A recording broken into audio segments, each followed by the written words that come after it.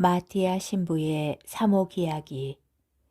사랑하는 교우 여러분, 루카복음 19장 41절부터 44절에서 예루살렘에 화려하게 입성하신 예수님께서는 예루살렘 도성을 바라보시며 눈물을 흘리시며 말씀하십니다. 오늘 너도 평화를 가져다 주는 것이 무엇인지 알았더라면, 그러나 지금 내 눈에는 그것이 감추어져 있다. 사실 기원전 587년 바빌론 유배 이전 구약의 많은 예언자들은 이스라엘 백성들의 죄를 고발하면서 회개를 호소하였지만 그들은 대수롭지 않게 여기며 귀를 기울이지 않았습니다. 그리하여 바빌론 군대의 침공으로 예루살렘 도성이 함락되고 성전은 완전히 파괴되었습니다. 예루살렘은 평화의 도시라는 뜻입니다. 그 옛날 다윗이 이스라엘을 통일하고 계약의 궤를 이곳에 모셔온 뒤 예루살렘은 이스라엘의 정치적, 사회적, 문화적, 종교적 중심지, 곧 평화의 상징이 되었습니다. 그러나 그 이름의 의미가 무색하게도 하느님께 대한 배반과 무관심은 계속 반복되고 성전 파괴와 바빌론 유배라는 참상을 겪습니다. 바빌론 유배로부터 돌아와서 성전을 재건하고 하느님의 율법으로 돌아가려는 쇄신의 노력을 기울이는 가운데 세월은 흘러 이스라엘은 다시 로마의 지배하에 들어가게 되었습니다. 바로 그때에 다윗의 자손으로 예언된 예수님을 통해 이제까지와는 전혀 다른 개념의 하느님의 나라가 선포되고 예수 그리스도가 중심이 되는 새로운 시대가 열리게 됩니다.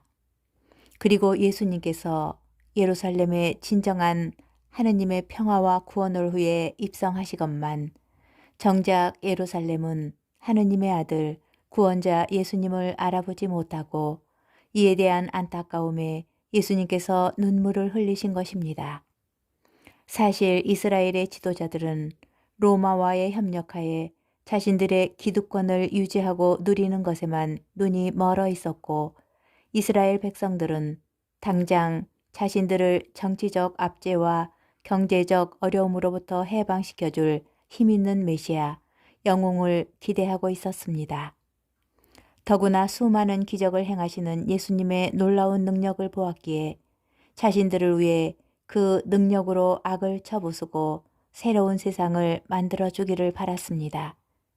예수님의 눈물과 탄식에는 자신을 알아보지 못하는 백성들과 자신을 제거하려는 음모를 꾸미고 있는 지도자들에 대한 안타깝고 슬픈 마음이 담겨 있는 것입니다. 한편 예수님의 눈물과 탄식에는 로마 제국의 지배에서 벗어나고자 벌인 무장 투쟁의 결과로 기원 후 70년에 로마 군대에 의해 그 옛날 바빌론 군대에 의해 벌어졌던 예루살렘 도성의 함락과 성전의 파괴가 반복되는 슬프고 참담한 암시가 곁들어 있다고 볼 수 있습니다. 기원 후 70년의 그 사건을 기억하고 있는 루카복음 저자는 19장 43절 44절에서 그때의 상황을 구체적으로 기록하고 있습니다. 그때가 너에게 닥쳐올 것이다. 그러면 너의 원수들이 내 둘레에 공격 축대를 쌓은 다음 너를 에워싸고 사방에서 조여들 것이다. 그리하여 너와 내 안에 있는 자녀들을 땅바닥에 내동댕이 치고 내 안에 돌 하나도 다른 돌 위에 남아있지 않게 만들어버릴 것이다. 하느님께서 너를 찾아오신 때를 내가 알지 못하였기 때문이다.